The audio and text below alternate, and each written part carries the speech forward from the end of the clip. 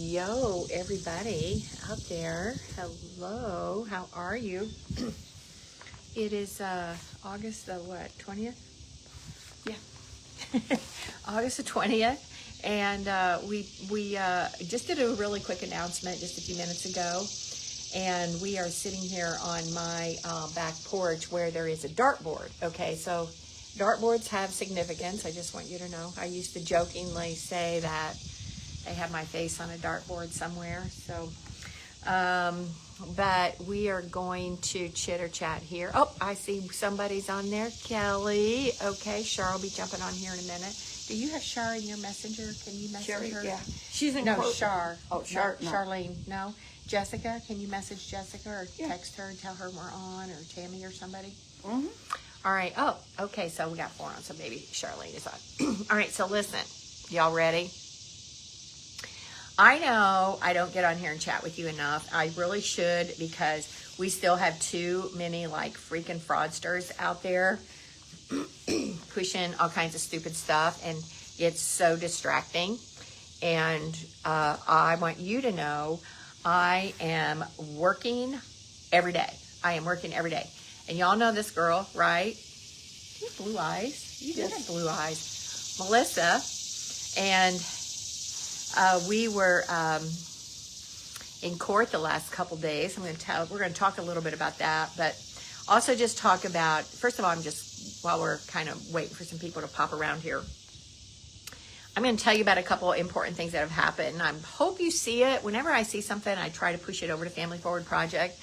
So one of them was that the ACF, Administration of Children and Families, has recognized a peer support, a particularly peer support lived experience program. This is awesome. This fits right into what we've been talking about having the advocacy level system in full operation, so that it helps you get your case in order and helps you. I mean, we hear, and Melissa helps parents all the time too, and we hear the same thing over and over and over. We hear attorneys will not prepare motions, attorneys will charge them for, they charge me for every text message and email. Well, yes, they do. Okay, so you need to get used to that. And I just had somebody call me this morning, and I was asking her some things about what was going on, what her attorney was doing, and she made that complaint. And I said, yes, they are. They are going to charge you for everything, and that's why you need to have a sit-down meeting with your attorney and talk to them and say, okay, what are we going to do? What's the best way for me to follow up with you without disrupting your day, without causing a lot of extra expenses for me that I really can't afford to pay for, because I want to pay you for your legal experience and legal expertise, not chitter-chatting with me back and forth on a text message. And it's critical. It's critical because I know, I've been in that situation where people are like trying to interrupt you all day long, and you end up charging them for it. And so you've got to learn how to work effectively with an attorney and then I know some of you are really trying to work pro se, prepare your cases pro se. So these are all important things to understand. So this ACF share our lived experience peer program is going to be important. We're going to have to reintroduce our bill again next year. I just talked to Terry this morning about it, and we're going to sort of redesign it a little bit and hopefully kind of build that in. So I think it's important, as well as I am putting together, I drafted it with a lot of help from AI and stuff, but it really needs to be some fine reading on the details, and I am working on that. And it's really just about how to be an advocate. It's not about all the little nuances of every rule, every policy, etc. I mean, those are specialized, that's specialized information you'll have to do some specialized training on. So that will come along as well too. And then also I want to shout out to Sarah in Idaho. She forwarded to me a report that came out of Idaho on the family court system. Now it's kind of focusing on family court, not so much of CPS cases, but it's all the same issues. It's all the same issues with delayed proceedings, ex parte orders, incompetent experts, false statements. I mean, it's all the same issues. So the whole family court issue spreads across between the CPS cases, the family court cases, etc. So we So I'm working like every day on that. Okay. So as well as I have a lawsuit, I'm trying to make sure I keep a handle on it. And there's some complicated issues that have come up. So if I seem a little distracted sometimes, that's why.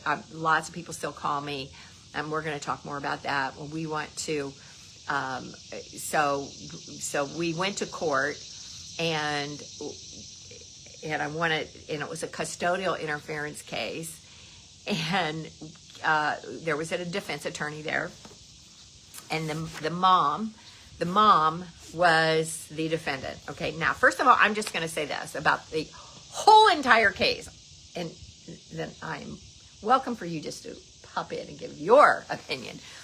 Okay, so let me just talk about, one of my huge frustrations is just the, and if you read the Bible, about the sort of legalistic Sanhedrins, what do they call them? The Pharisees, right? Like all those people who just wanted the word of the law, right?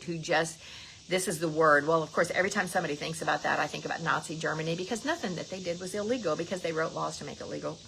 But sometimes we really forget about what the purpose of a law is. So in this case, this was a custodial interference case about a custody order.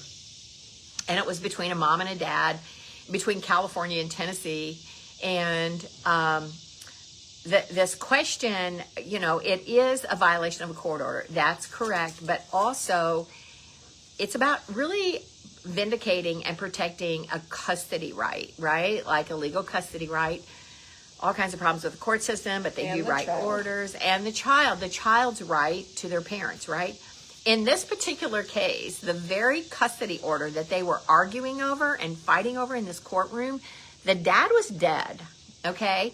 The dad was dead for well over a year, and the state continued to pursue this case against the mom, really just to prove a point. Yeah. Wouldn't you say? Yes, absolutely. Really just to prove a point about we can prosecute over orders. And there are all kinds of other issues, like we didn't know which order. There were multiple orders. Is it a California order? Is it a Tennessee order? So we're going to talk some more about that, because the technical issues in this case is important. But what happened during that case is just as important, okay? I want you to all hear how I am living rent-free in way too many heads in Tennessee. And you know what? They are just going to keep pushing me. And they are creating their own, what do I want to call it? They are creating their own downfall. Perfect. Because ultimately, and I've told a few people this, like when they created the whole fake felony against me and suspended my license, y'all, I could have quit. Okay. I could have just quit then. Right. And just do what I see so many people do when they get a little attack by the BPR, by the Supreme Court or something. They're just like, oh, I'm so sorry. Oh gosh. And then they like turn into freaking cowards. All right. They turn into cowards. And I've seen it. And they won't. I've seen what happens with this great fear of the almighty judiciary control over lawyering, right? So what they are doing, I am still me. I am still have 30 years of history behind me. I have a degree in law. I have a doctorate degree in law. You should all be calling me doctor now, by the way. Just call me Dr. Connie. Let's just do that, okay? Dr. Connie. I have a degree in law. I'm one of the... You definitely gave that prosecutor a headache. Well, we're going to talk about this. This may go a little bit long, so y'all need to buckle in and be patient. And if you don't see this now, if you scroll through this later tonight and you're just like, oh, this is too long, these guys talk too long, I'm not going to listen to the whole thing. I'm going to tell you right now, while we're getting started, you need to watch the whole thing, because we are going to talk to you about what happened and how critical this is. Now, you may say, well, it's not my case, I'm not interested, but what is happening, how things are imploding and are going to implode, because I am not given an inch. I'm not given an inch, and I'm not backing down. They're doing this in other cases against other families. When people have their families support them in family courts, trial courts, the intimidation's real. Yes, yes. So this is about, overall, it's about intimidation, right? And it's about, and this happens in family court cases too. It's about using a collateral issue to interfere with justice. Yeah. Right? Yeah. So by a collateral issue, what I mean is something else, right? To use something else other than what the case is really about to interfere with the whole process or interfere with the final results. And how many times have we seen that? How do we see that? Parents get arrested during the process over some stupid thing, right? A grandparent gets arrested. They create all this collateral nonsense.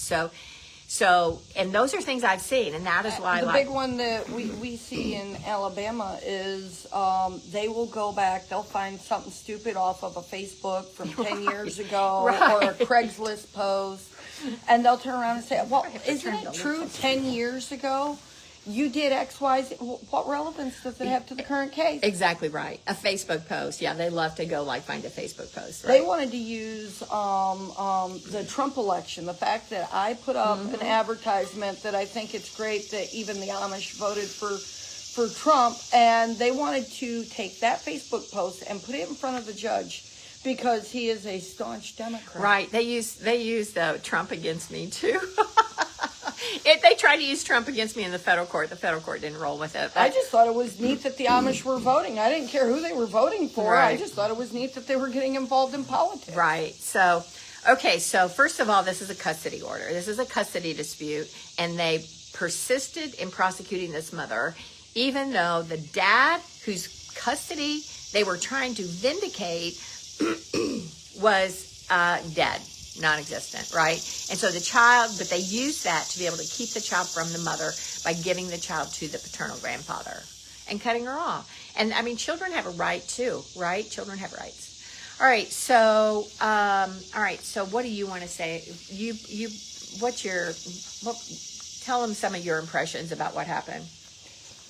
Well, I mean, I've been working with that case for years. And the problem is they're trying to apply the California law in Tennessee under Tennessee statutes. And there's a reason in law school that attorneys do extra classes just to do California law because it's so different. In California, they treat every county like an individual state. You know, they use the UCCJEA to go county to county. And more than, like we use it to go state to state. And to do that without determining what the true proof is. Not to mention, they've never seen the mother, no one ever seen the mother do anything. Yeah, well, I'm going to tell you something about this UCCJEA, because it ain't my first rodeo with the UCCJEA. And it's a bunch of baloney anyway, because what's supposed to happen... Yeah, and there's a difference. It's supposed to be between states, not between counties, which is an issue. But I'm gonna try to narrow this clip down, because I don't want to get distracted from this particular case. But the UCCJEA, what is supposed to happen is if there are parents in different states and the parents attempt to initiate things in different states, the judges are supposed to talk and have a conference, which is baloney, right? That Right. is baloney, Right? Because it's behind closed doors. We don't know what they're saying. It's not documented. And there should be a transcript of that. There's because no it should be a appealable argument. There's no transcript. And I have basically learned that I don't know what they talk about. They may be talking about their favorite golf game. They're, who are you supporting in the Super Bowl? I don't know what they're talking about, because when they come out of those teleconferences, they never articulate a basis that would support either side, right? Well, and how do we know a mad judge ain't lying to the other judge just so that he wins his jurisdictional argument? Or they just make a deal, right? Yeah. Hey, just let me keep this. I got it under control. I know what I need to do here, right? Right. Yeah, you're a judge from a big city. You have too much caseload. Let me keep it out here. Exactly. Absolutely. Right. So this is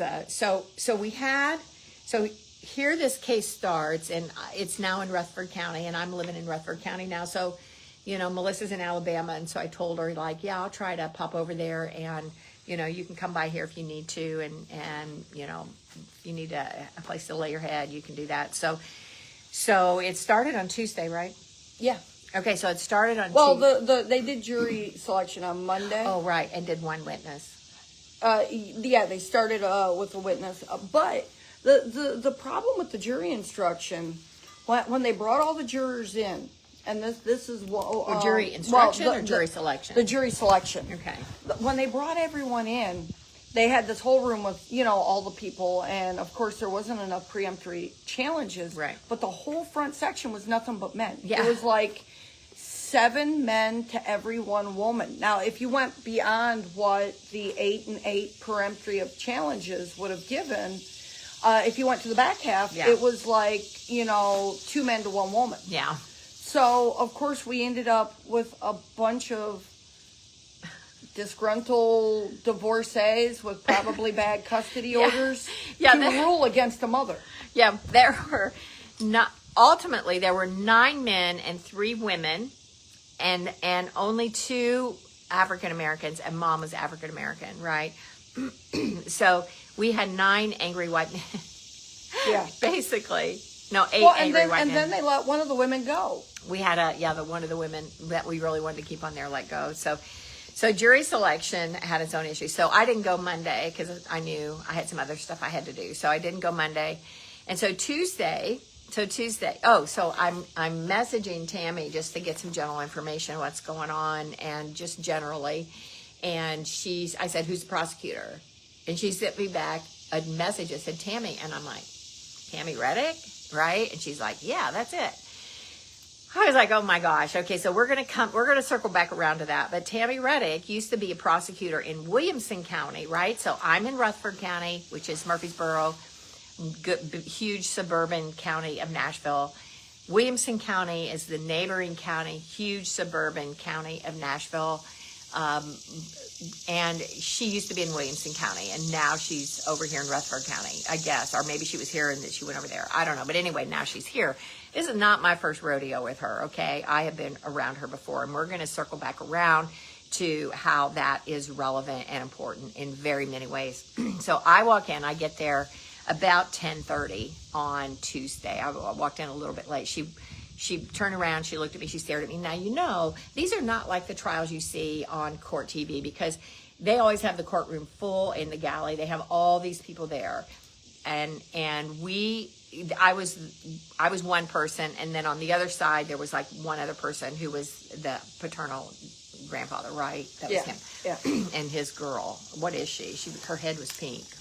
Who was that woman that was with him? I'm not sure, but I mean, she did leave with the detective, so. Oh, she did? Well, her head was pink. Like, obvious. I don't know what color she was trying to make her hair, but so I don't mean her hair was pink. I mean her scalp was pink. Okay. So anyway, I couldn't ignore that. So I'm sit right behind the prosecutor, and the defense attorney and mom is sitting kind of close to me, sort of parallel to me. So I'm just watching, and I'm watching. They went through. Look, they did Amber Alerts. They pinged her phone.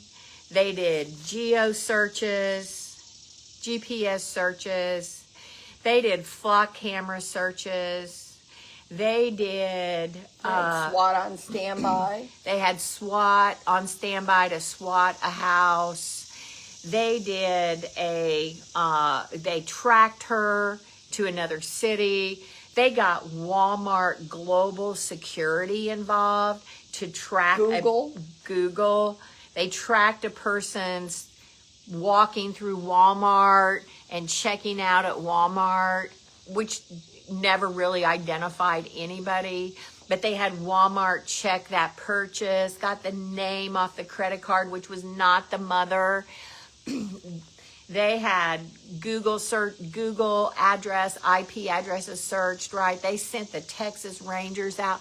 All right, but you know what they didn't do? You know what they never did?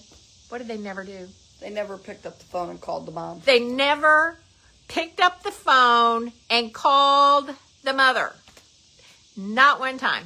They pick up the phone and call the mother, because it is a defense to custodial interference for the mother to have a reasonable fear of the safety of the child. And the detective admitted, because I'm sitting there wondering, why didn't they call the mother? I'm just asking myself these questions. Right. Why didn't they just ask her why she didn't want to cooperate with? Right. Never called her. And he admitted that had he called the mother, Had he telephoned the mother and the mother said, my child has told me this, she's afraid that this might happen, he would have been a mandatory reporter who would have called DCS, which would have triggered a forensic interview of the child. He admitted that. Well, and the department already had documentation about the abuse of this child. Yeah, but none of that got in the record. No, they the prosecutor went out of her way to make sure that stuff didn't get in the record. Right, which is another issue. Okay, so they go to all this effort, right? And they find, and the mother gets located in Texas.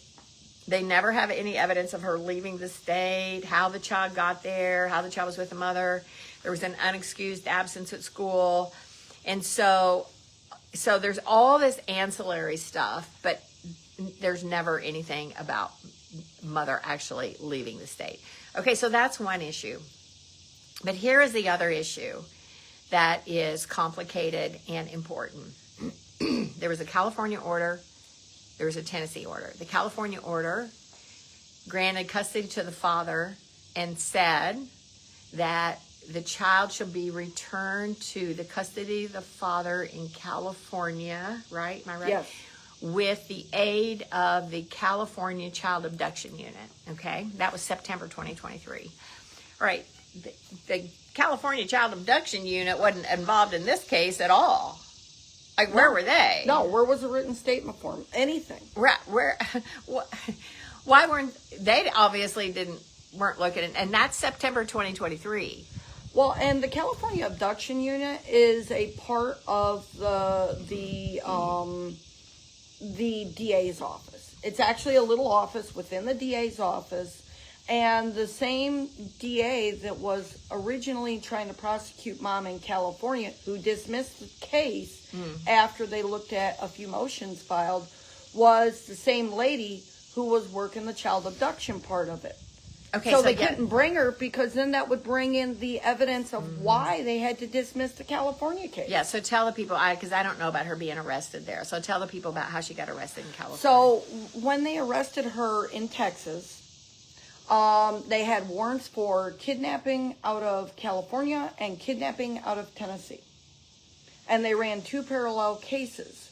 Well, I was involved in the family court side of it. I worked with a good attorney out in California, and I went through the entire case file, and what we ended up finding was there was no service on anything. Nancy Wilson, the attorney out there in California, didn't even serve Khaila's attorney. They did not serve Khaila's attorney for hearings for him to appear at. So he couldn't even appear. So we did motions challenging all of this. And then I started communicating with the DA's office. Very wonderful, very nice woman. And I showed her all of the things that I had put together, the motions we had filed in the family court, which she had no knowledge of. And after reviewing it, they said, you know what? You're right. This order is correct. You're right. We're not finding the proof of service record. We're just going to dismiss this criminal case out here in California. And we got the case dismissed. But did she get arrested out there? Did mom get arrested out there? She spent, I think, like 5 months while pregnant. Wow. Yeah, they let her out just in time to have her child. And then she was under home arrest at her mom's house. In California? Yeah, out in California. Okay, so she's arrested in California. And in prison for 5 months, and then they drop the charges. Okay, so just keep that in mind. All right, go ahead. So the family law attorney for the deceased father was so mad about it. She was working with the prosecutor's office in Rutherford County to try to get her prosecuted here. Now, they had an indictment for her that said that they weren't going to pick her up, but she needed to willingly come to Tennessee, turn herself in, and face charges. Okay, well, once we got the criminal case dismissed in California so that mom could leave and do that, Tennessee had already dropped the entire case, dismissed all charges, and her attorney here had actually filed an expungement on her behalf, figuring that they seen the light, they seen the truth, they dismissed everything. No, they dismissed everything because they did not want to give her a prelim. They instead Oh, did a sealed secret- indictment. Oh, yeah. And turn around and came back later, and we were holding a hearing that day in California, and I was live on the hearing because I was an assistant to the attorney, and we were in the middle of a hearing when the attorney for the deceased had actually said, Your Honor, she has an indictment, and we're giving you a copy of this right now. And they arrested her at the end of that hearing. We stopped the hearing. We did not get to hear the arguments of void order because there was never any service, and Mom could not appear to object to the fake orders of custody. Okay, so when was that? That would have been, well, that would have been a little over about a year and a half ago now. Okay, all right, so we need to clear that time frame up. So the alleged crime occurred in March 2024. That was the actual date of the alleged crime, right? Yeah. So that was in March. And our hearings were in the beginning of 25. Okay, so the indictment, and actually I have that paperwork somewhere, but the indictment was actually in beginning of 25? Well, yes, they dismissed it and they brought it back. No, the indictment, not Yes. the warrant. The indictment. Was the indictment in 2025? The sealed one or the original one? Well, wasn't the first one just a warrant? The first one was a warrant. A warrant. And that started So in that's 23. not an indictment. That was dismissed, and then the indictment came in the end of 24, I believe it was. Okay. So did they do, so in September 2023 was Dad's custody order there. And then it's March before something happens in Tennessee as far as the allegations. Were the California charges brought against her for the September 2023 order in California before this Yes. whole thing started in Tennessee? They ran at the same time. Yeah, but I want to know whether the relationship between the restraining order the original warrant out of California and the original warrant out of Tennessee and the indictment out of California ran at the same time. But was it before March of 24? No, it was right at March of 24. Okay.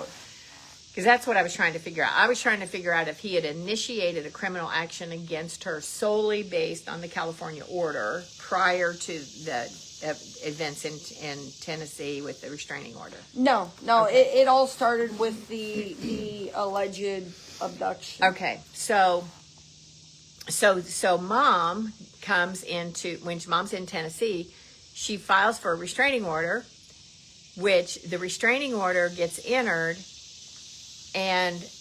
but in this trial, in the criminal trial, they entered the restraining order, but they would not permit the defense attorney to file with the court the application that Mother filed, the motion that Mother filed to get the restraining order. I'm not sure if you were there yet when that happened. I wasn't there yet. Okay. But I did hear about it. Okay, so the reason they said it was hearsay, the state said it was hearsay, the reason it should have been in, it would really be offered not really for the truth of the matter, but because of why Mom had done that. It's really the motive to figure out why the mother had done what she did. Frame of mind. I mean, to determine it's what she was thinking. But it goes to, but there's this whole motive thing, right? Yeah. So you can introduce evidence kind of on the motive aspect of it.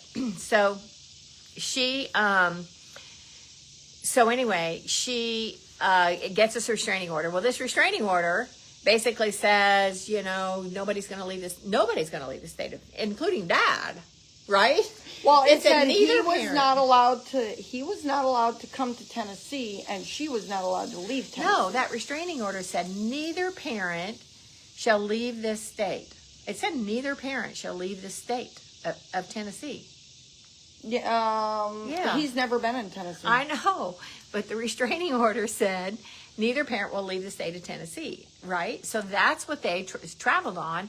But the very next court date, when they go to court, the order says, we don't have jurisdiction We have no jurisdiction. And it says... It went even further to say they didn't have the jurisdiction to enforce the order. Right. It says we've never entered an order that affects the custody or care of this child. Right.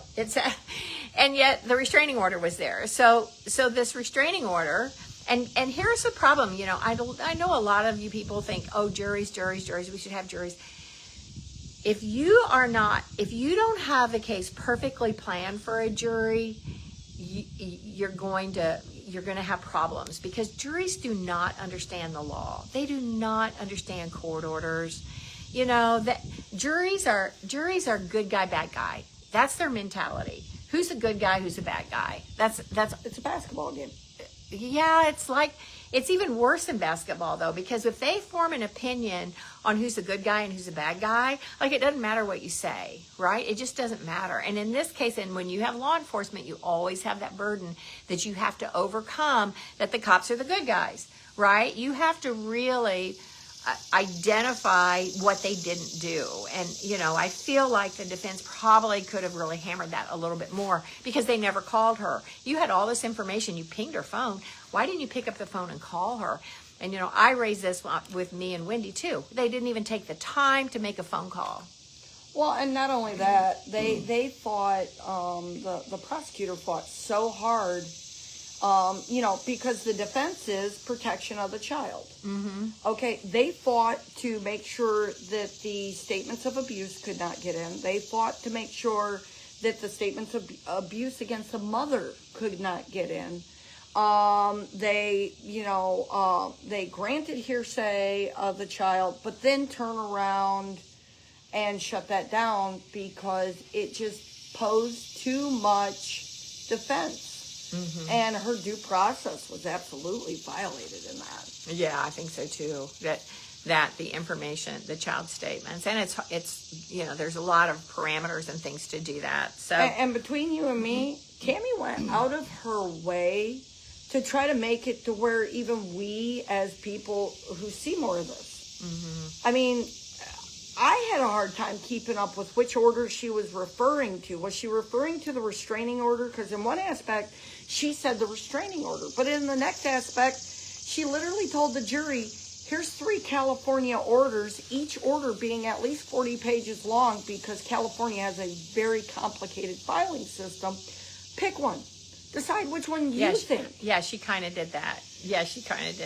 I'm sorry, they deliberated for 15 minutes. Yeah, they deliberated literally 15 minutes. I know that case forward and backward, and I cannot read a single California order in 15 minutes. Yeah, they could not have read those orders. They could not have sat down with those orders and read them. So, I wonder if they flipped a quarter. No, I think they were Heads tired. They were tired. They didn't understand jurisdiction. They didn't understand, and there's other issues as well. So, okay, so let's move on. Okay, so this is the second day. I'm sitting in there. I sit right behind Tammy Reddick, like right behind her. And I took with me the Idaho Family Court report, because when there's breaks and stuff, you just need something to read. Well, in Rutherford County court system, they don't allow you to take any bags. All right, I think that's kind of crazy, but they could have a clear bag policy or something. No, it's a no bag policy. All right, so that means whatever you carry in there, you have to bundle up in your arms. So I had a notebook, I had a pen, I had the Idaho court case, I had it with the clamp, all clamped together, and I had taken my keyboard from my phone, which I cannot get this keyboard to work. I've forgotten. I'd had problems with it. But anyway, I was going to make some notes during breaks on my keypad on my phone. So I had my little keypad. I have my phone with me, of course. And so I'm sitting there, but I have my little composition book, and I am writing notes. I'm writing everything down. Like, I'm watching the judge, I'm watching the DA, I'm watching the jury. Like, is anybody falling asleep? Right? I'm watching the defense. There was some sleeping. Yeah, they were sleeping. I'm watching the defense attorney. I'm watching the defendant, and I'm watching the DA. I'm sitting right behind her. Oh yeah, you had what, 3 full notebooks worth of notes? Yeah, yeah. And I write really fast. They're hard to read, but I can read them. So anyway, so that's the first day. So the first day, by the end of the day, I have to tell you about a particular witness. By the end of the day, the DA doesn't have her witnesses lined up. She tells the judge, well, one witness left, they're coming back, they're on their way. So we wait like 30 minutes for that witness to get there. And then the other witness, is, another hour away or something, and the judge breaks for the day. But this last witness, so Mom was in Texas, and she was near Houston.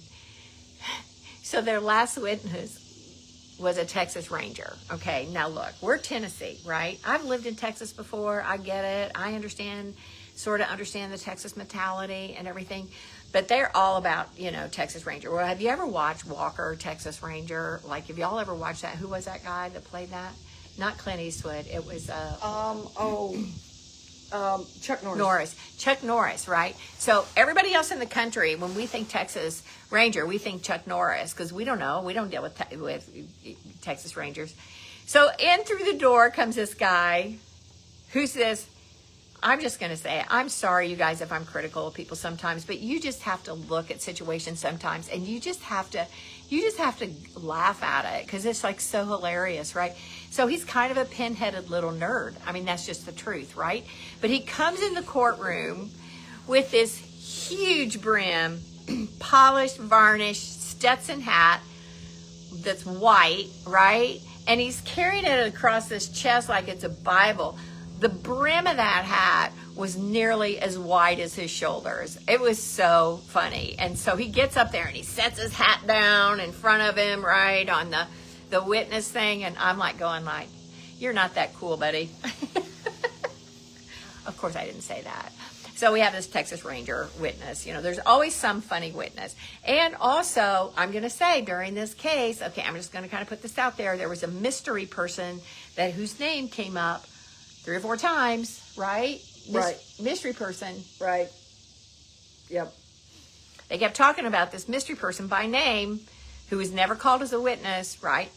Never showed up. And, that mystery person knows who she is. I'm not going to call it out here, but it caused a lot of chaos in this case. I'm just going to say that. All right, so then we get to yesterday. I love the fact that they turn around and literally put all the evidence together to prove that the mystery person committed the crime, but yet they charged the mom. Right, which would have been kidnapping instead of custodial interference, basically, could have been. Mm-hmm. Or right. And yeah, the mystery plate, the mystery person, the mystery credit card, all tied to one person. The mystery phone. The mystery home. Yeah, and the mystery... And the mystery burner phone. Mystery burner phone, okay, purchased by the mystery person's credit card, and who is, according to the Walmart security video, photographed from the top of the head. Right. Their security photographs showed the freaking top of the head. Please tell me how valuable it is to have a photograph of the top of somebody's head. Now, you could not see a face at all. And they admit it. They can't see a face. No. But yet they can read the license plate. But then they tried to the mystery license plate. Yes, the mystery license plate. But then they tried to rely on tone, because both people were black people. Yeah, they were black. And mom is very light-skinned, and the other person had a darker tone. So because they couldn't see face, right? They couldn't truly make out a waistline. It was actually beat by the fact that they had to admit that the skin tone was not correct. Right, and there was no child. No child. You never saw Ever. a child in the car. I mean, they took global cameras, flock cameras. You didn't see anybody in the car, and the mystery and the license plate. They rented Elon's satellite. Probably the mystery license plate was what do they call those? What do they call a vanity plate? It was a vanity license vanity plate, but that had that referred to, did not have the name, but had a reference to the mystery person. So you have this home, the pinging the phone, the receipt, the license tag, and it wasn't the defendant. I'm sitting there going I'm thinking somebody logical in this jury has got to be saying, why didn't you subpoena that person to come in so you could tell them what was happening? I mean, this case was all based on circumstantial evidence. It didn't even meet the realm of circumstantial, because that would have still found her not guilty. The circumstantial evidence pointed to the mystery person. Right. And there's this thing this was straight speculation. There's this thing in jury instructions about direct and indirect evidence and circumstantial evidence. But circumstantial evidence does not mean you get to guess, okay? You don't get to guess what circumstantial evidence means. This was totally guessing. This was total guessing. All right, so day 3 yesterday starts, and I get there about 8:40. I mean, the prosecutor darn near told them to use their imagination. Yeah, I have to agree on that. She pretty much told them. She says, pick an order and come to your own conclusion. Is that not telling someone pick an order and use your imagination? And we take missing children very seriously.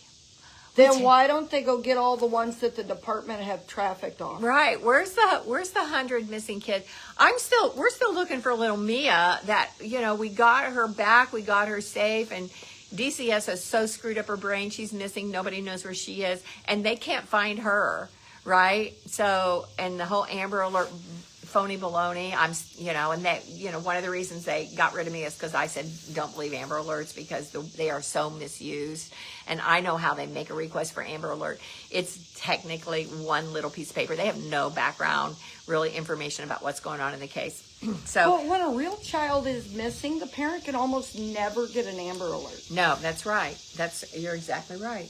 And we don't have an Amber Alert on because we had a missing child. We had a missing child in Alabama that she vanished out of foster care. She was trafficked right out of Alabama DHR. We ended up finding her in Georgia, not because of an Amber Alert, but because of a man who was running to be our lieutenant governor, who's also a sheriff. He's a sheriff's deputy, an ex-military. Pat Bishop, when he heard us talk about this case, he wanted to find more information. And that man spent the next few days calling every detective he knew throughout different jurisdictions, state troopers, FBI, and that man led to the recovery of that child. Mm-hmm. And they found that she was actually locked up in a sex trafficking ring over in Atlanta, Georgia. Wow. Crazy. And we have Pat Bishop to thank for the recovery of that child. Wow. Well, so anyway, so we're on yesterday.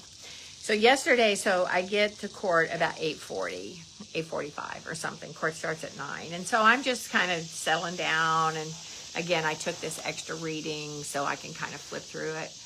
And then as soon as the judge walks out, because the day before the judge had said, we're going to talk about jury instructions in the morning. And so the judge comes out, and Tammy Reddick, the prosecutor, she says, Judge, we need to talk about an issue. Okay? And the judge says, on or off the record. All right, now, I hate off the record stuff. I think if you're in a jury trial, especially a felony jury trial, every little thing that happens needs to be on the record. I had judges, even in non-jury trials, where judges used to try to call the attorneys in the back so they could get the scoop on the case before it started, and I wouldn't do it. I said, no, Judge, I think anything we need to talk about, we can do right here in the courtroom. It should be. I mean, to me, it's like a violation of the due process of the defendant, because how do you know they ain't scheming the whole case right from the word go? Absolutely. And I always wanted everything on the record. And not only that, I didn't want my client turning around and accusing me, right, of selling out his case or saying something confidential or something. Right. Right? So it also protected me. So I didn't want to do that. So Tammy goes, oh, it doesn't matter, Judge. And so the judge takes the prosecutor, the defense attorney, and himself through the back door, right through the back door. And they're back there, who knows what, chit-chatting, okay, doing whatever. So when they come out of the back door, I notice a marked difference a marked difference in the prosecutor, in the defense attorney, and in the judge. Okay? A marked, I don't know. I don't have a clue what's going on, right? So, and you know, some of the things that I say, possibly something that would be off the record is, I mean, let's say somebody had a family member that had a serious illness or an accident, or, you know, there was some emergency. Something that you don't want the jury to know, but is relevant to all the counsel. Well, or doesn't need to be on the record, but Right. might be relevant to an emergency rescheduling, or let's say you have to talk to the judge about special scheduling a witness. But even that, it should all be on the record. Even if the prosecutor had a death in the family and she feels like she can't proceed because of the, you know, her emotional state, that should be on the record, And so they come out, there's this marked difference in everything everybody's doing.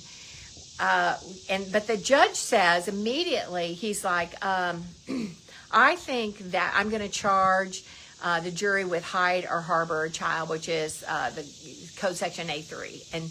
And the defense attorney doesn't make a comment about it. And, you know, I had already gone through the indictment. I knew what was in the indictment, which is all public record, by the way, Tammy Reddick. It's all public record, okay?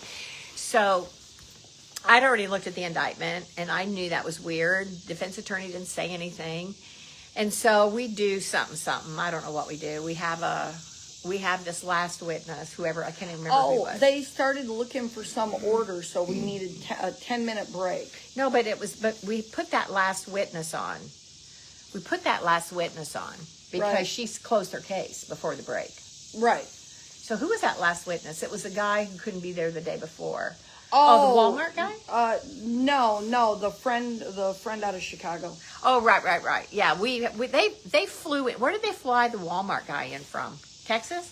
I believe so. They flew in two witnesses from Texas, and flew in a witness from Chicago for this case, where the dad is dead on the custody order, right? So we're not vindicating dad's custody rights. All right, so yesterday morning, the state puts on their last witness after this little fiasco in the back room, and it's the dad's friend, and Melissa gets there. She sits right beside me. We're dressed alike. Oh yeah. Two professional people walk in, and all of a sudden the prosecutor starts dancing in her seat. I'm in a suit jacket, you know, like I now hang out in my jeans. Like I'm in a suit jacket. She's in a suit jacket. We're both in like navy and khaki and black. Like, you know, there's absolutely no reason that anybody should pay any attention to us even being there. Even though at least I was a little flattered. She thought I was an attorney. No, I don't remember. She saying said, well, that. if she's an attorney, we need to know what she talked about.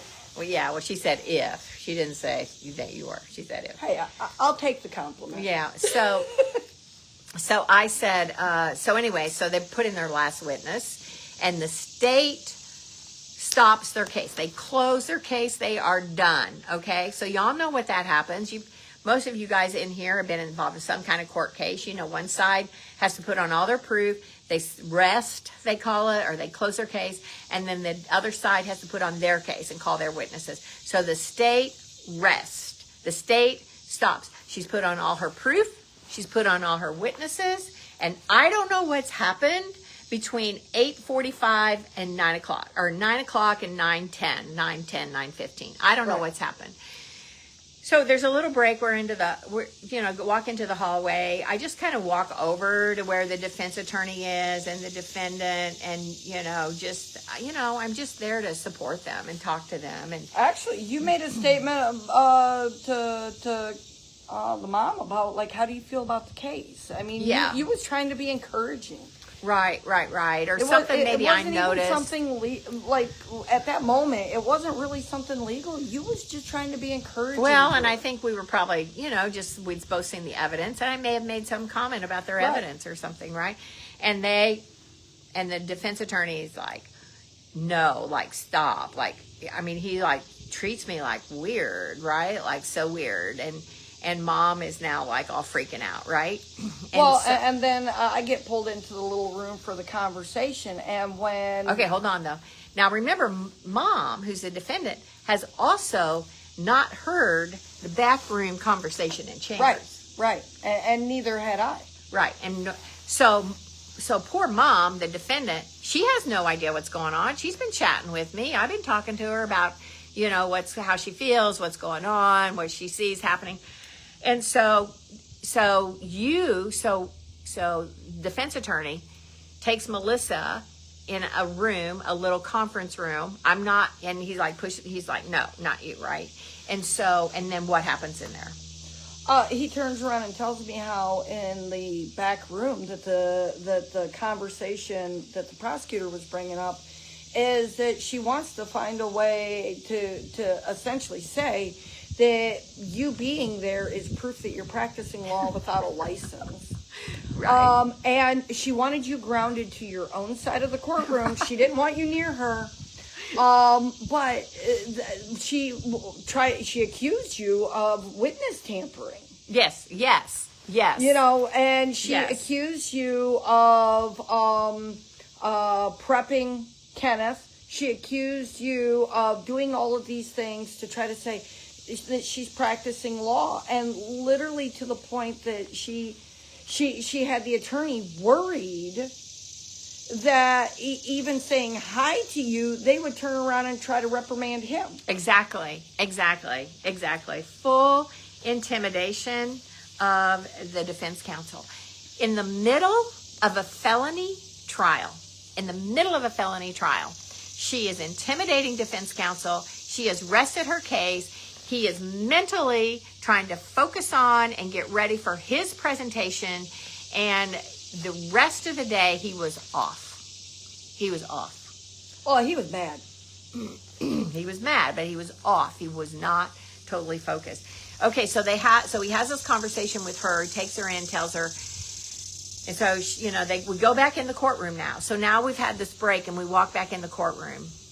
And they've already started talking before I get in the courtroom. And the first thing I hear when I walk in the courtroom is Tammy Reddick saying, oh, she has a keyboard and she has a stack of papers. Remember, she says, Your Honor, we need to discuss more about that problem. See, I didn't hear that earlier. See, I didn't hear that. You must have walked in the courtroom before I did. You went to the restroom. I went to the restroom. Melissa goes back in the courtroom. Yeah, and as soon as the door opened, as soon as Connie walked in, the prosecutor stands up and she says, Your Honor, I need to have a discussion about that problem we discussed this morning.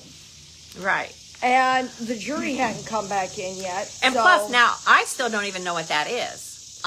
I'm like, okay, what problem? Like, well, I don't know what you're talking about, right? You went to the restroom, so I didn't I didn't even know when she talked to you about I didn't know what the problem was. Right? Like, what problem? Like, you got a witness problem? Like, what do I have to do with this, right? Well, right before you walked in, before she said she had a problem, the judge had stated that they were going to go over jury instruction. They were going to discuss and they were going to give out jury instruction. Right. Oh, right. Okay. When they came back in, right? Yeah. Before before the defense started their case. Yeah. They was going to go over the jury instruction, and he was going to give both sides a copy so that they could read what the judge had, and they was going to go over it and discuss it. But when the prosecutor raised her thing, all of a sudden, jury instruction and discussion ended. It ended right then, and it never came back. But when I walked in the door, the first thing I heard was her turning around and looking where on my bench where I had my little stack of belongings, personal belongings, by the way. Oh, she intentionally waited till that door opened and you started to come in to start that attack. Right.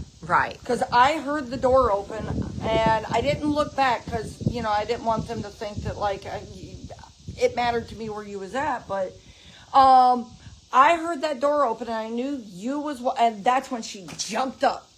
Your Honor, we got to discuss this problem. And she just went on. She went ham on your keyboard. Yeah, and then she's like, she has a keyboard and a stack of papers with a clip on it. And she's writing things down and she talked to the defendant in the hallway. And I'm like, I am not skipping a beat, boy. You are not coming after me, did I? Yeah. I am like, I jumped up. I stood up and I waved my notebook up in the air and I said, Your Honor, I said, my keyboard don't work, but I am taking copious notes so that I can report about misconduct. And I says, and Miss Reddick has a personal vendetta against me because she was the prosecutor on a case of a sexual assault on a child in Williamson County, and she screwed it up, and I pointed it out to her. And that, boy, she was shaken after that. Yeah, and it was after that she actually stood up and then said to the judge, Your Honor, we're not going to go with harboring and concealing. Oh, no, wait, though. You're not there yet. What did the judge say when I said I was taking... Oh, yes. No, the judge smiled. Like, that was the first time I seen him smile that entire hearing. He smiled. Miss Reguli, you are absolutely welcome. This is a public courtroom. You can sit here and take all of the notes you want, and feel free. Right. Feel free to take all the notes you want. Okay, so he says that. So I'm like, I'm taking all copious notes so I can report misconduct. I call out Tammy Reddick. She's all disheveled now, which I absolutely did that on purpose because now it clicked. Because now you know what was said in the back room. Now I'm like, okay, because Melissa's told me what Kenneth told her happened in the back room. Tammy Reddick's making a thing in the courtroom. I've seen how things have gotten kind of discombobulated, right? And so now I get it. And so now remember the judge... the defense counsel was winning, and Tammy had to create a distraction. Right. Yes, a total distraction. And remember, the judge had said, I'm going to charge harboring and hiding. When I said, I'm here to report misconduct, then Tammy finally admitted, well, Judge, I think I need to bring to your attention that earlier today you said you would charge harboring and hiding, but that's not what the indictment says, right? Yes. She absolutely did not intend, and she said, when something like when you said it this morning, we got no pushback from defense counsel. Remember when she said that? Yeah. She goes, there was no pushback from the defendant. Well, of course there wasn't. You had just intimidated him in the back room. Well, and over and above that, if you remember when she went through saying that I want to stick to leaving the state, she said right there at that time, she says the restraining order Right. says that she cannot leave the state. She didn't even argue the California order. She argued the restraining order. Right. So now because we don't know, like, what even order she's talking about. I think, there was all these orders. I presumed it was the California order because the restraining order in Tennessee wasn't valid because the court said they didn't have jurisdiction. Right. So they had dismissed, surrendered jurisdiction to California. But if you say if the court does not have subject matter jurisdiction, it does not matter. Anything that they have done is nullity. It is a nullity. And so you cannot, even if for that little period of time, that maybe you could argue that it was valid, nothing happened. But when they went to court in February and they said, we don't have jurisdiction, we've not entered any orders, but we're going to appoint a guardian ad litem. Another screwball event by the juvenile court, by the way. I'm just going to tell you, who was that magistrate that entered that order? I don't remember off the top of my head. But I'm going to call you out. I'm going to call you out because that was one of the most screwball orders you've done. You can't say we don't have jurisdiction and then appoint a guardian ad litem. You just can't do it, okay? You can't do it. Well, and they allowed the father to use a California attorney without any sponsorship. Oh, really? Oh, yeah. Yeah, Nancy Wilson represented him by Zoom. Oh, my gosh. And not only did she represent him, but the conversation that was actually on record. And see, we've tried to get the transcripts, and we've been denied the transcripts and everything from the family court. Juvenile court? Yes. We have been denied the videos. We've been denied the CPS reports. We've been denied the videos. But the judge in that case actually told the California attorney, I don't care how you get an order, you get a custody order, I'll give you jurisdiction. But they already had a custody order. No, that was before the September order. Oh, before September. That's why they went and got that bogus September order. So when did that happen? See, That was August. It was it was like 2 weeks before that order, so it was like last part of August. Oh, that they were in Tennessee? So they came to the child came to Tennessee right. August 1st. Oh, and they tried to get an Mom order. immediately went to go get a emergency protection order because of the scars and scabs and bruises and burns and everything that was on this child. Her and her advocate went and immediately tried to get a protection order to protect this child from abuse. And the judge says, well, you have to serve the opposing party. So Mom properly served Dad like she was supposed to. Right. And then that's when the California attorney started appearing in the hearing for Dad. Oh, my gosh. And they literally sat there and discussed it. And they said, you know what? You come up with a valid custody order and we'll let you take the child. And that's when they pulled the hokey no service order in 23. September 2023. Yeah. Yep. Okay. And then it just went on from there. Yeah.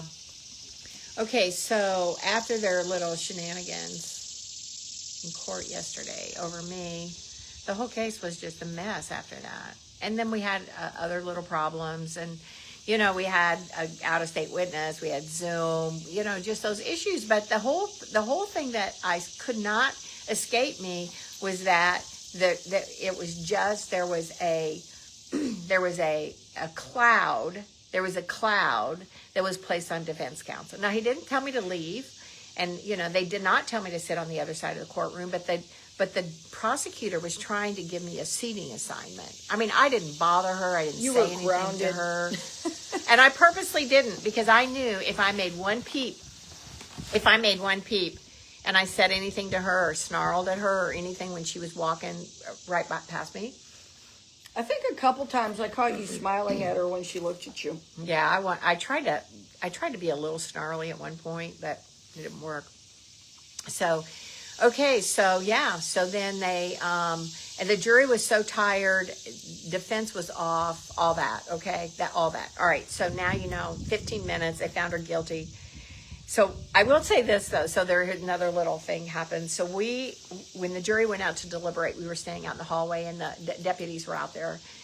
And one of the deputies, I just looked at him, and I'm like, you have just so familiar. I'm like, do you work over at juvenile court too? And he's like, yeah, I supervise both places. And I says, yeah. I says, okay, yeah, that's where I know you from. And he's like, yeah. He goes, we had a little confrontation over there one day. And I'm like, oh, we did? And I said, did I videotape it? And he's like, yeah. And I said, oh, so you're probably TikTok famous by now. And he goes, yeah. And I said, he goes, but we were civil. He goes, we were civil. And I go, okay, good. Yeah, I just want to make sure we were civil. So y'all, I'm just telling you that because y'all look. They know who I am. Okay, they know who I am. All right, so what do we do from here? So I'm going to tell you a couple things we're going to do, because I'm not, personally, that was inappropriate for me personally. It was really bad for the case. It's really bad for the case, but I'm going to talk about those two issues separately. Okay, first of all, it was bad for me. It was bad for me because it was a personal attack on me. It was definitely. It was a personal attack. It was an intent to intimidate me, to shut me up, to threaten me. Okay? A distraction to the court. A distraction. An intimidation of the defense. Intimidation of the defense. Trying to use a collateral issue. And a shaming. Oh, yeah, a little shaming going on there. I don't shame well, okay? So for y'all who try to shame me, I do not shame well, okay? I just want you to know I don't shame well. All right, so little little public shaming thing going on. And so, yeah, so all those, so just imagine, and I want you to imagine yourself, what if you were the defendant in a felony trial where they could put you in prison for 12 years, and the DA started this entire distraction about somebody who came to court to support you and give you feedback on what their observations were in the courtroom. I mean, just think about how you would feel as a defendant. And I think, I think she needs to put together, I think she needs a little affidavit just about how she herself could feel the difference in, how this whole process. So, yeah, so we have, so I think it's, I'm putting together an affidavit, first of all, Tammy Reddick. I'm putting an affidavit together that includes my criticism of you and the way you handled that case in Williamson County and the way you So I screwed up wonder that if case. there's some kind of case Scoot over a little bit so people can see. I wonder if there's some kind of case thing somewhere about attorney intimidation. I wonder if the Supreme Court or appellate court has ever been ruled against based on attorney intimidation. Well, there's prosecutorial misconduct, Right. Which prosecutorial misconduct, if you read it very carefully, it basically is kind of about things that the prosecutor does that's not really litigation strategy, that's really some other issue that they're trying to use to intimidate somebody. So I think absolutely it's prosecutorial misconduct, personally. I know it was bad, and she definitely gave you a lot of things to write in your book. Yeah. You increased by a whole book after that statement. Okay, wait. I forgot to tell them something. I forgot What? something. Okay, so in the afternoon, we're working on this Zoom thing, and I wanted the transcript. I wanted the official transcript. Oh, yes. From that short period of time, okay? Just the period of time from after the break when she's talking about me. So when they were doing with the Zoom, the judge was off the bench. People were kind of like talking. I saw the court reporter walk over and talk to the attorney. I needed to talk to the court reporter. So I actually stepped up there and I said, hey, I says, I want to get that part of the transcript. And she goes, what part? And I says, the part of the transcript where they're talking about me, I said, I'll be happy to pay you for it. Can you give me your contact information? So she very begrudgingly, we had a very sour ass attitude. I'm just going to say it. She handed me her card. Okay. So I said, okay. I says, I'll send you an email and I'll describe it as best I can. You tell me what it's going to cost for that part of the transcript. And then I will, we'll make payment arrangements. And, she just was snotty to me. I'm just going to say it, Courtney Fenton. You had no reason to be shitty to me, okay? No reason to have a snotty attitude. And so she gave me the card. And then when we took the break, while the jury went out to deliberate, and we were standing out in the hallway, just kind of debriefing each other, she stepped out and she goes, well, I called the AOC and I spoke to somebody there and they said, since you're not a party to the case and this is not a public record because nobody's ordered it yet, and since it's not a public record, you're not entitled to it. I kind of think they made you a party to the case. Yeah, and I just said, who'd you talk to? And she said, Lindsay, somebody. I'm going to find out who Lindsay is. Lindsay Sparks, I think she said. Yeah, I'm going to be calling the AOC and asking them. I said, that's okay. I said, I'll file a motion with the judge. I'll ask the judge for it. Yeah, you're going to put me in the middle of this case? That's all right. I'll file a motion. So that's what I'm going to do. So, yeah. The whole thing was just crap. And then the way they just systematically kept attacking the defense's witness and the defense. I mean, they were making objections where there weren't a valid objection to make, just to try to keep everyone off kilter so that mom could not have a defense. I mean, the attorney couldn't even get a whole question out before that woman jumped up. It was like a game of Frogger. You're right. Yeah. And she stayed posed in the ready to leap, position, ready to jump up. I object. Yeah, tell him what you saw. Well, I mean, she was objecting so much. I even caught hand signals when the judge was like motioning to her to essentially sit back down because the judge didn't feel an objectionable thing had been raised. So he was making hand gestures at her. The defense couldn't see it because he was having to speak to the person on Zoom. But there was hand signals telling Tammy to sit back down, and it almost got to the point to where she was watching to see if the judge was going to tell her to sit down or allow her to make an objections. And then one time she made an objection saying, "We've already discussed that," or "That's already been talked about." Like, that is not an objection. But she didn't even fully get it out before the judge said sustain, no, asked and answered. Yeah, asked and answered, sustain. The judge made the legal objection for the district attorney. Totally inappropriate. I'm just going to say, I didn't have a really bad attitude about the judge. I know Kenneth had prior experience with him, but when he said that, when he made the legal objection for the state, that was inappropriate. And trust me, I wrote it down. Well, and honestly, in this case, every motion we have filed, we have scratched and climbed and crawled because the state has been given every benefit. This court has worked solely for the state. There was no fair, impartial anything. There was no juror of your peers.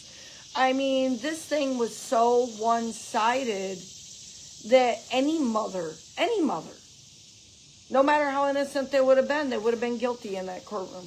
Yeah. Because the only thing I've seen systematically through testimony taken at prior hearings, so on and so forth, is that they consistently showed that they had no evidence against the mother other than the fact she was apprehended in Texas. And let's not even forget the case against against the stepfather. They had an actual claims against him for false reporting to an officer, and they null-prossed his entire case. Why?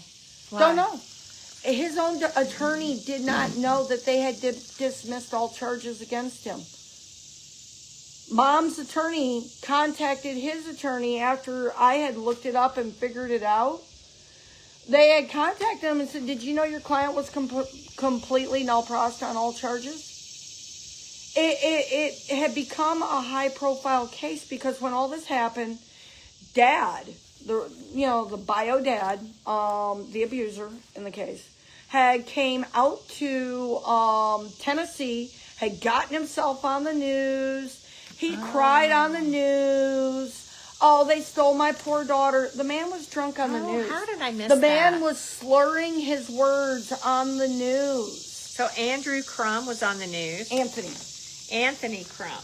Oh my yeah. goodness, what is that little bee doing? Yeah, him and the last witness the state called, the one that knew nothing. They were both on the news, and he made this cry about how much he's missed his daughter. Then he shouldn't have sent the daughter to Tennessee, because he went with the grandmother to take the to get the daughter on a flight to her mom in Tennessee, only because he thought it would get him back in Mom's house. And the real truth of this entire case, Dad was all for the child being with Mom because it gave him a chance to come back and abuse Mom more. But then when he found out Mom had remarried, then he wanted his little girl back. It was nothing to do with the protection. It was a control situation.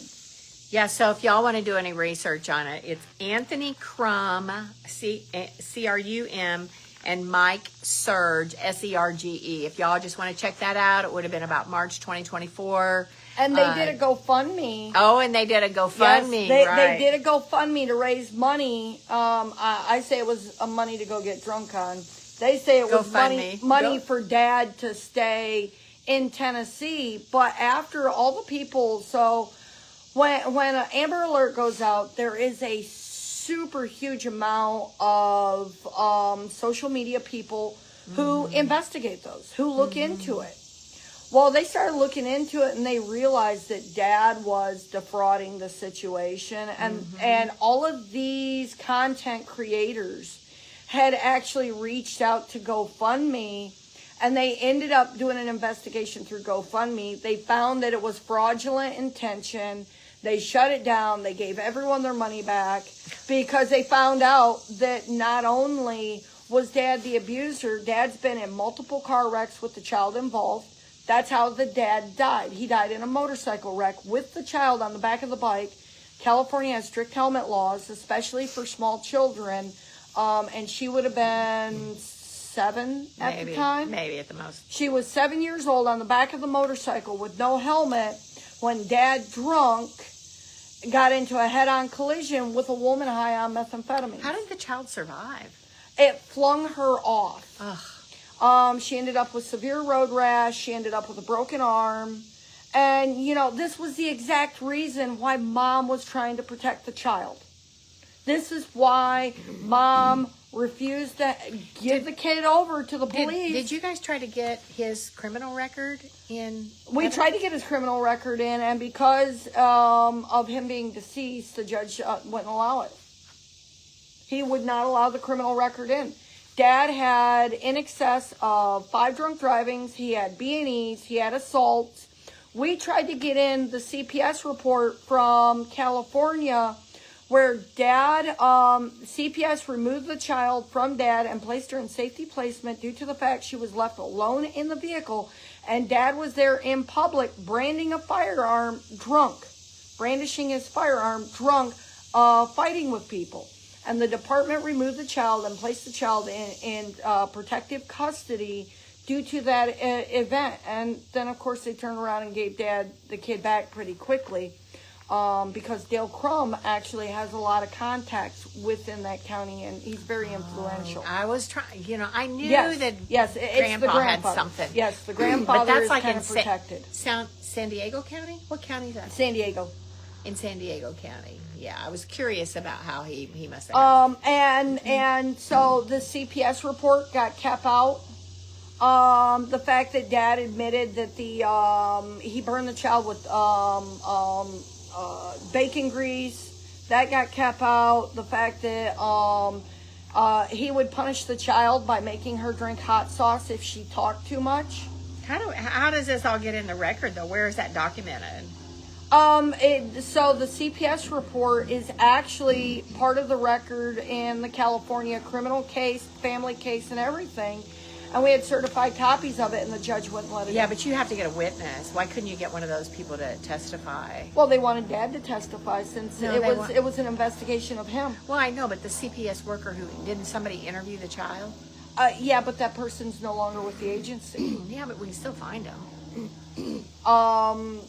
We were denied the ability to bring them as a witness because it started that they would have had to have appeared in person.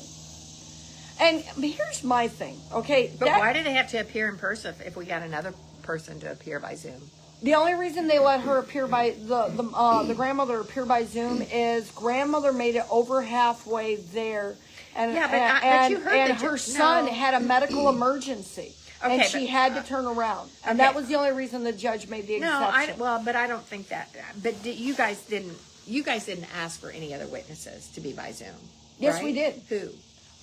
We was going to bring in the California defense attorney, the one that I worked with. Okay, but that may not. I mean, I don't know if that would offer that much. Tammy actually raised the argument. She says, "Your Honor, I am bringing my witnesses in from all over the county. The defense attorney needs to bring his witnesses in." But that Rule 55, that Supreme Court Rule 55, which the judge did the right thing there. I mean, he really relied on that rule. I mean, that Rule 55, which says... why didn't the court offer the Zoom? Why did I have to buy a Zoom subscription in the middle of the hearing just so that the court can hold the Zoom? Why is... They had a monitor at every juror seat. Yeah, they made 2 at the judge's station. Every clerk had a monitor. Yeah, hold on. Okay, now hold on. Okay, so I want to be real clear on this. So you have to say that in comparison, girl, to all of the electronics that they used to track Mama. Right. So they had, this is like, and I'm just going to say this about the cops. They did the same thing to me and Wendy. They think it is so cool that they have all this technical relief now. They think they are like, I don't know, I could just tell. In Wendy's trial, God syndrome. yeah, they like brought in this forensic guy who tracked GPS like from, I don't know, her phone, my phone, whatever, like all the way down the freaking highway. He spent like 2 hours on the stand. And the thing was, there was no question about the location. There was no question. In this case, they had the TBI, ping a phone, do a geo search, stage a SWAT team.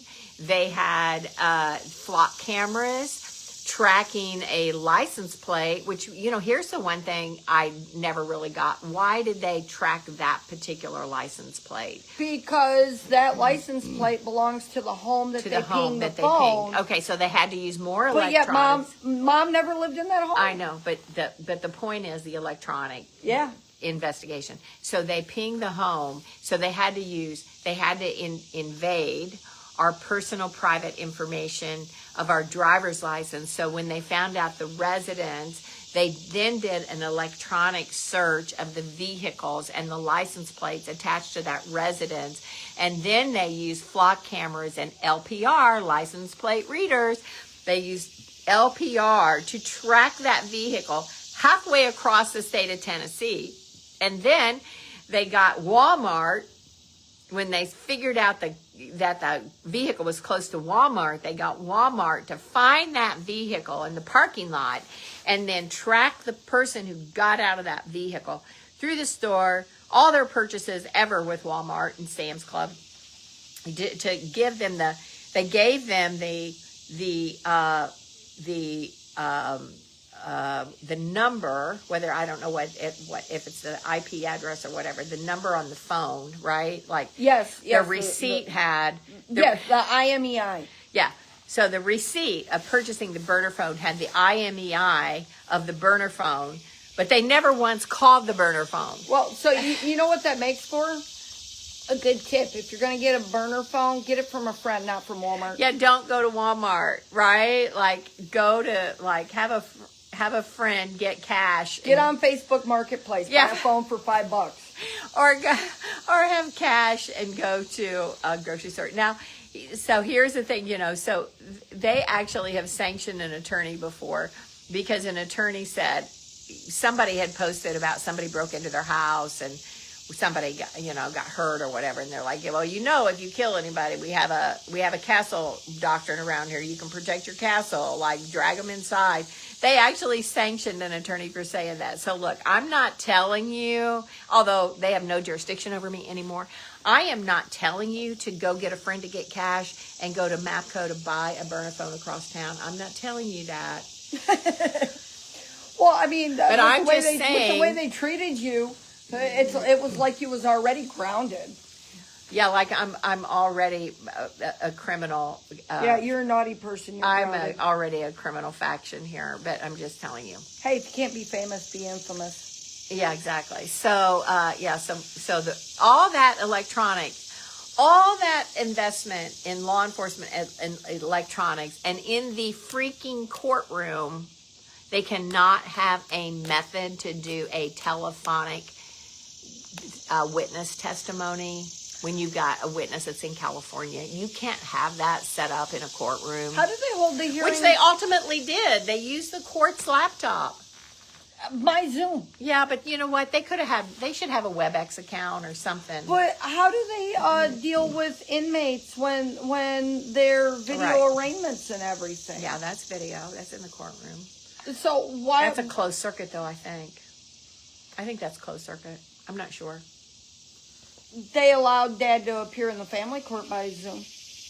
In Tennessee? Yeah.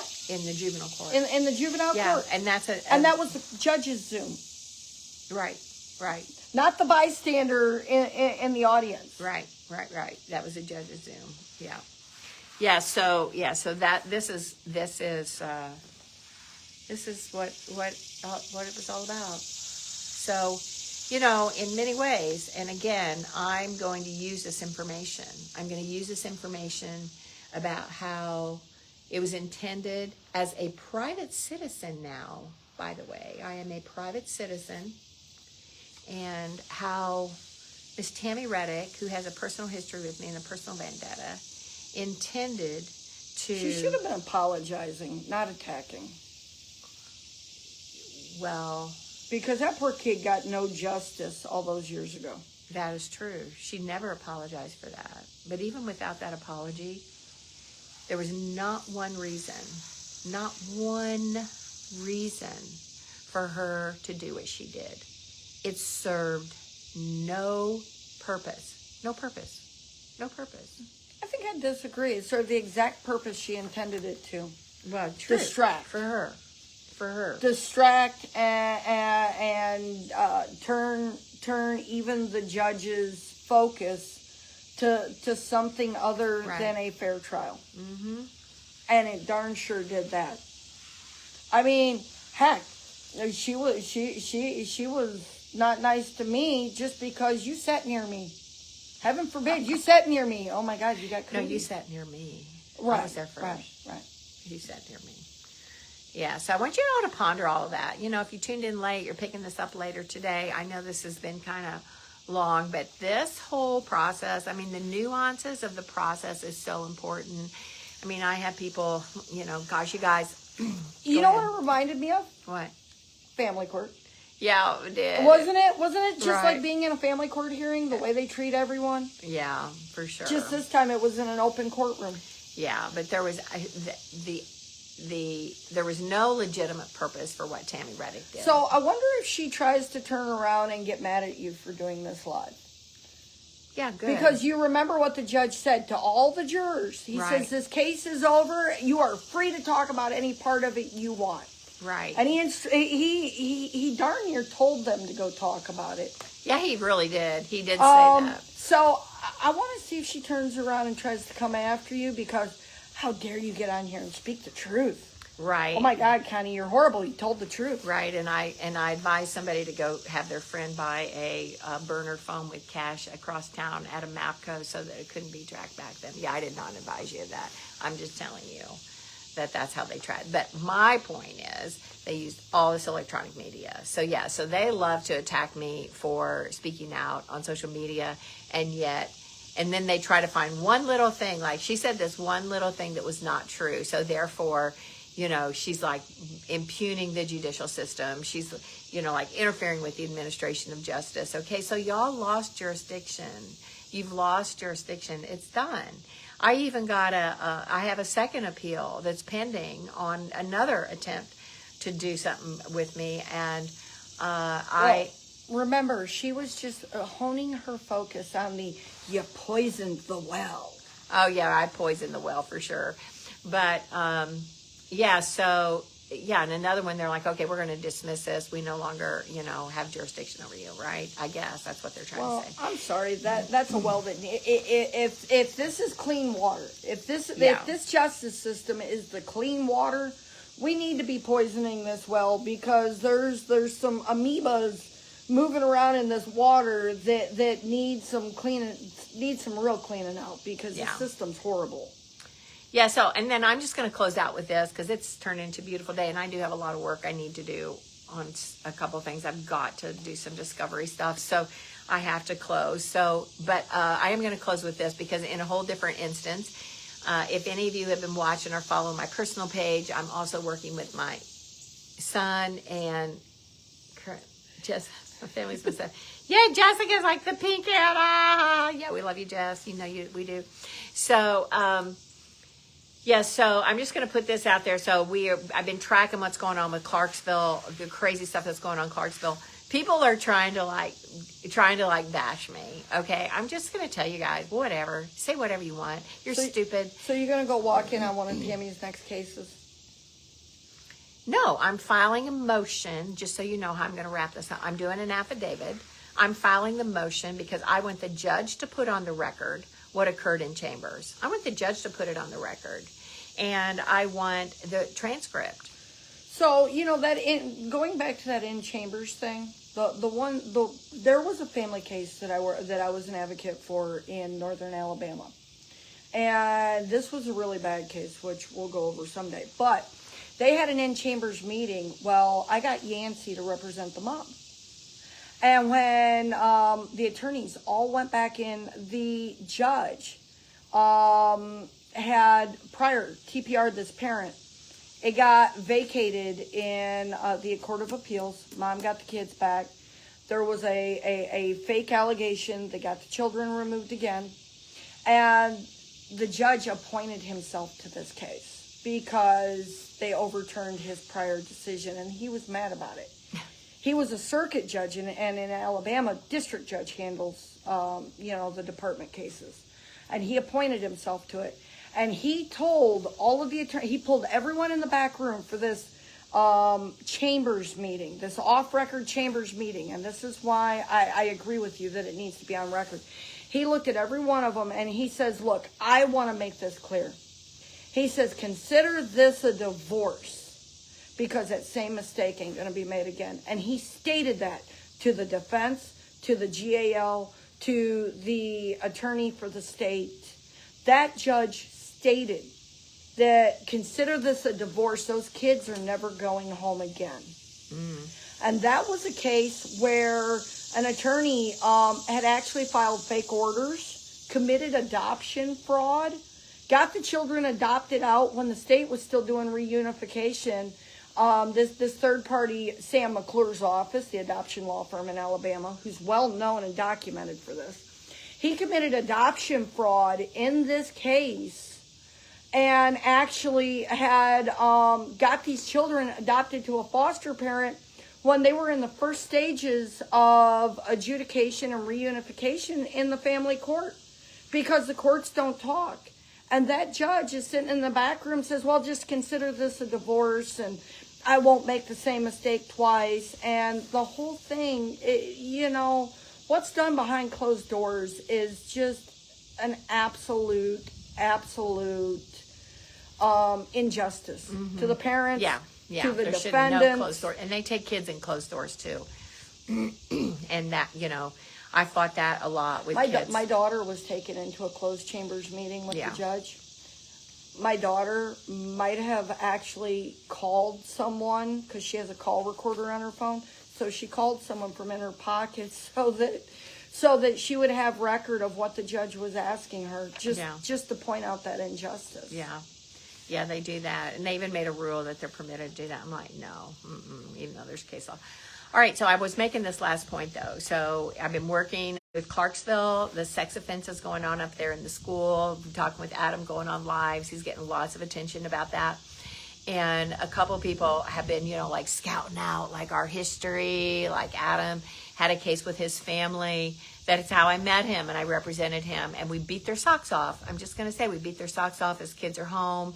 And every allegation that they put out there, we beat it, except they claimed he didn't pay child support or they stole his kids, which he didn't.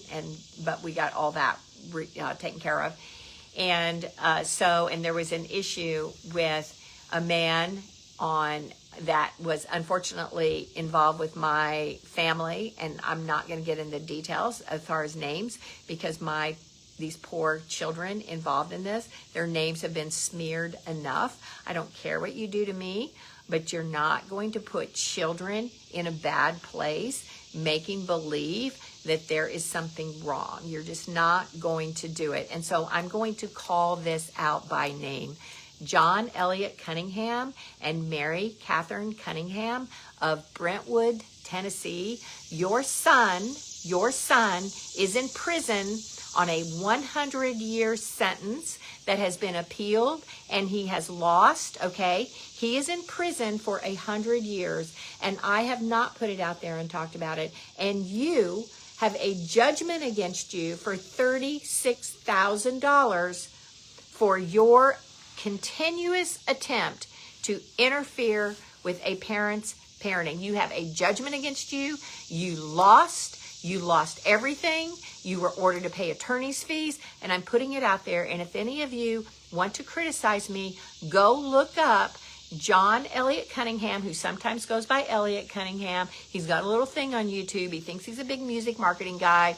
And go look up Mary Catherine Cunningham, and that's Kathryn, who thinks she's a big spiritual singer and a big Christian, okay? Their son is a PEDOPHILE, okay? And he is in prison. And he's in, as far as I know, a core civic facility in Tennessee. I think he's at Trousdale. Not real sure. He is in prison for 100 years. Okay? That's all I'm going to say. You see this little twist, this little turn? Oh, DCS did this. DCS did that. Miss Reguli did this against DCS. I don't care. I don't care. Because he's in prison, and they have a judgment against them for $36,000. Okay, that is it. And I'm going to clip this part too, because I'm going to pass it all around. John Elliott Cunningham, otherwise known as Elliott Cunningham from Brentwood, Tennessee. Mary Catherine Cunningham, Brentwood, Tennessee. Y'all need to just go away and be quiet, because I've kept my mouth shut and I've done it to protect children. But you all need to shut up, okay? I'm just going to put that out there. And of course, I'm putting it at the end of the Tammy Reddick thing, because it's all about the offenses against children. All right, y'all. We have work to do. Talk to you later. Say bye, Melissa.